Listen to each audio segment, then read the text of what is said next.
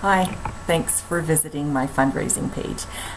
This is BJ, and I wanted, first of all, to tell you how I came up with my fundraising goal of $5,000. I had some friends and colleagues suggest perhaps something a little higher, but when I thought about it, $5,000 was the amount of a critical illness benefit that I applied for through my insurance at work. And unfortunately, I did not get that disability benefit. So I thought, well, that was $5,000 that I was counting on. That I was counting on and didn't get. So I thought, okay, well, let's make that the goal of this fundraiser.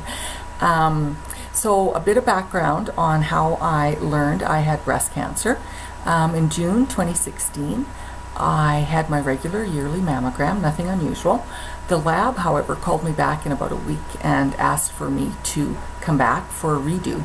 And so I did, and they focused on the right breast, and they also had me do a ultrasound of that area, which for me was unusual, so I knew something was up. And at that appointment, the radiologist at the lab actually came in and spoke with me and showed me my pictures and said, he's seeing calcification of cells, and this can often mean cancer cells.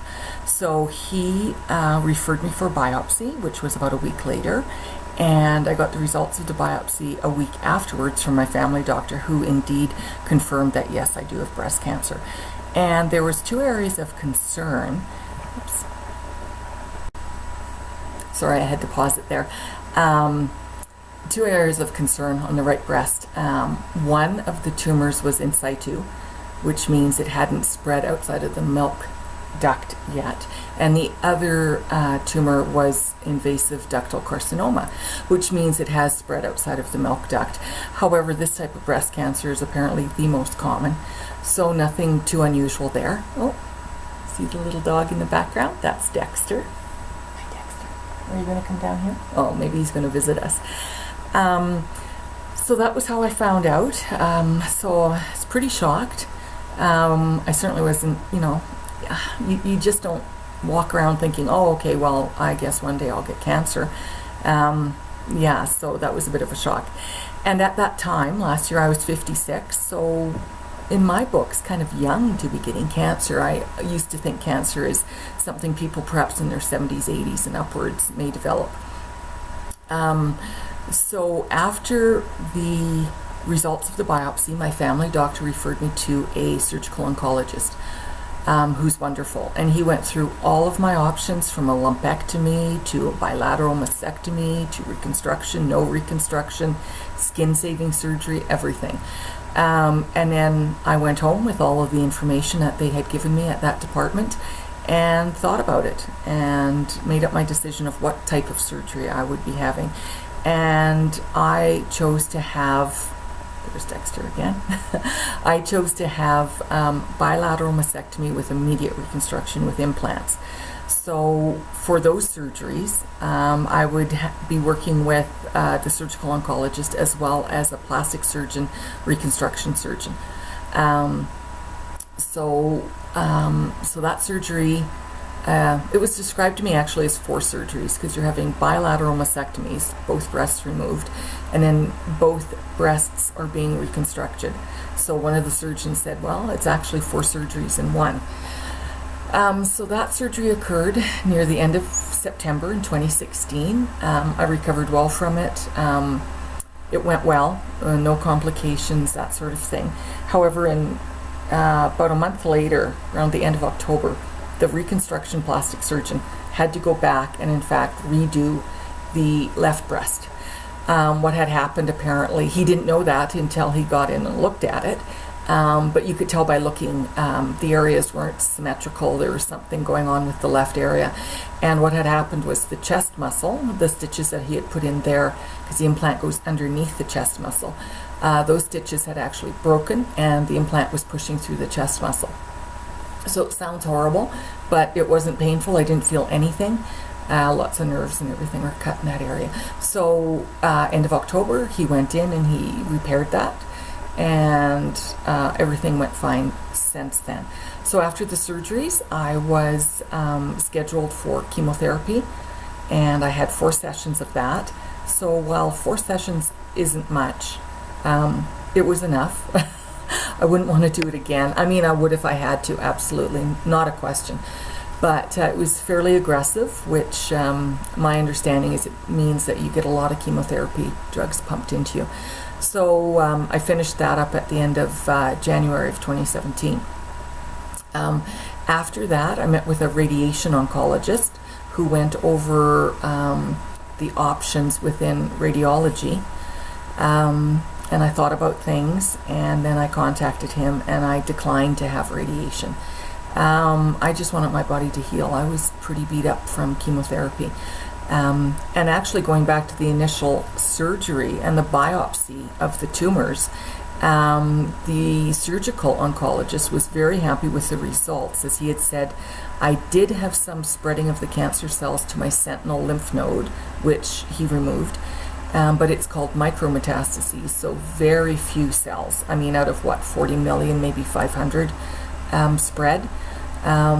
So he was happy with that. And based on that and other information and how I was feeling, I chose not to have radiation. So not having radiation allowed the medical oncologist, who is the doctor that prescribes your chemotherapy and helps you through that process, started me on a 5-year hormone blocking drug therapy. And so I started that about 4 or 5 weeks ago, and again has not pleasant side effects.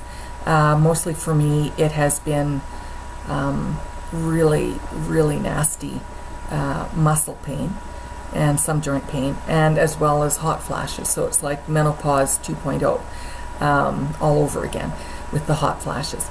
So, but I mean, that's what you need to do to, make your body healthy and rid the body of the cancer cells. That's what you need to do. What else did I want to tell you on this first video?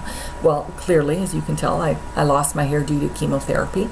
I also have a lot of edema. It is getting better. That swelling that you get of the body, of the lower extremities of the face, that kind of moon face that sometimes cancer patients may have. That's what that's from.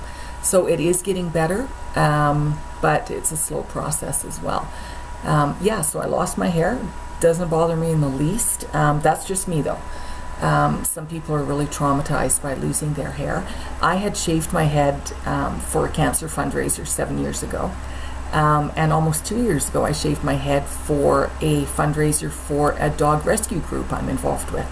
So not having any hair on my head is not a problem for me. I have a number of wigs. I have fun with wigs. Maybe in the next couple videos I'll have a wig or two on, not at the same time, one wig at a time.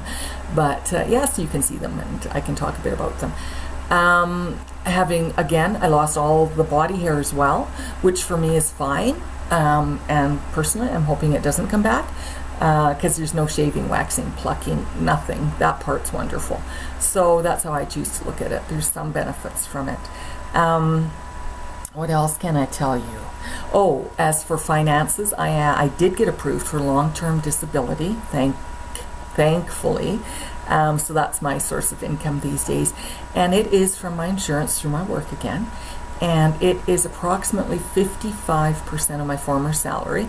So, I mean, I'm eternally grateful for it. I mean, it's my source of income. So without it, there'd be no income. So, but still, financially, it's tough. That's for sure. So that's, the idea behind this fundraiser.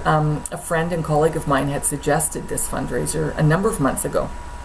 I think maybe when I was recovering from my surgeries initially, but I was thinking, I felt quite confident at the time I'd get the critical illness benefit and that I would get approved for long-term disability. And also, I felt embarrassed to be asking for financial assistance. At my age, I'm thinking I shouldn't have to. I've got a great profession, great job, but crap happens, right, in your life that you can plan as well as you want to, and cancer raises its ugly little head, and there you are. So that's, I realized fairly quickly that the fundraiser would in fact be a good idea and a good help as well. I think that's about it. I want to apologize for the lighting here. I'm in my living room and there's large windows to my left, which is allowing some light in, so it's kind of washed out a bit. Not that I'm complaining, it's great to see the sun. And there may be a bit of humming noise. I'm not sure, that's just from my computer because I don't have any background music or anything going on, so I apologize for that. So thanks for visiting this fundraising page. I appreciate you watching the video. And like I said, I'm going to do more videos throughout this journey. And yeah, so thanks again, and you have a good day. Bye now.